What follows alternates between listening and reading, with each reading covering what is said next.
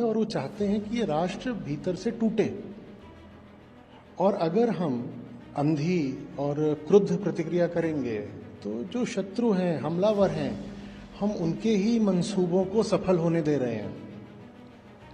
वो तो चाहते ही यही हैं। वो चाहते हैं कि भारत में ही जो भारतीय लोग हैं वो एक दूसरे से लड़ मरें, एक दूसरे के खिलाफ नफरत से भर जाएं। हिंदू और मुसलमान बिल्कुल एक दूसरे के साथ रह नहीं सकते हैं, ये दोनों अलग अलग धाराएं हैं और ये हैं। तो फिर जिन्ना की बात को ही फिर हम सच बना देंगे।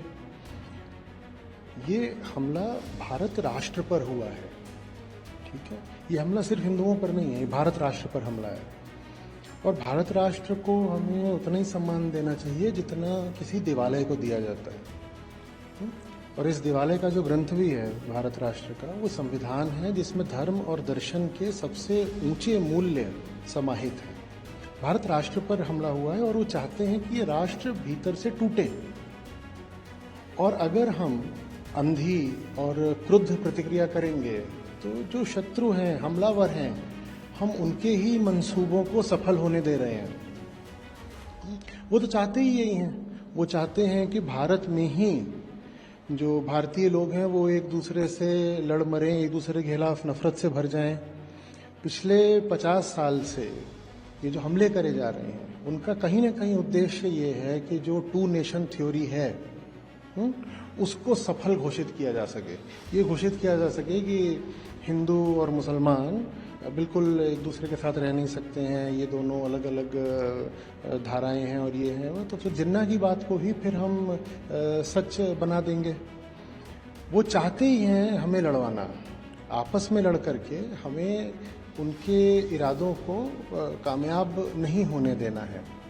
दूसरी बात, जो आम कश्मीरी है अगर व्यवहारिक दृष्टि से देखें तो उसको बहुत नुकसान ही हुआ है इन हमलों से। लोगों ने गाड़ियों के लिए, टैक्सियों के लिए, होटलों के लिए लोन ले रखे हैं। पर्यटन से इन्हीं सब चीज़ों का संबंध होता है। अब वो लोन कैसे चुकाएंगे? कश्मीर की अर्थव्यवस्था की तो सीधे रीढ़ पर प्रहार किया गया है। तो ये वक्त कश्मीर को साथ लेकर के चलने का है। वो तो चाहते हैं कि कश्मीर टूटे। उनकी तो पूरी, अभी बोला था वहाँ पे ना उनके जनरल ने कि Kashmir is our jugular vein शहरक। तो वो तो चाहते हैं कि कश्मीर टूटे। नहीं नहीं नहीं, हमें पूरे भारत राष्ट्र का ख्याल रखना है। हमें वही नहीं कर देना है जैसी प्रतिक्रिया वो हमसे करवाना चाहते हैं।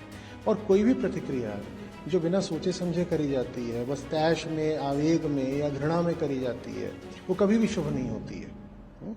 तो एक राष्ट्र की तरह जो हमारे पुराने सनातन उच्चतम आदर्श हैं उनको साथ लेकर के कुरुक्षेत्र में जैसे श्री कृष्ण को सारथी बना करके फिर हमें संघर्ष करना है। संघर्ष हमें जरूर करना है, पर अंदर ही अंदर अगर हमें फूट पड़ गई तो हम बाहर वाले से क्या संघर्ष करेंगे? अगर हम में अंदर ही फूट पड़ गई तो हम बाहर वाले से कैसे जाकर के लड़ पाएंगे? और बाहर वाला चाहता ही यही है कि भीतर फूट पड़ जाए। तो वो हमें नहीं होने देना है।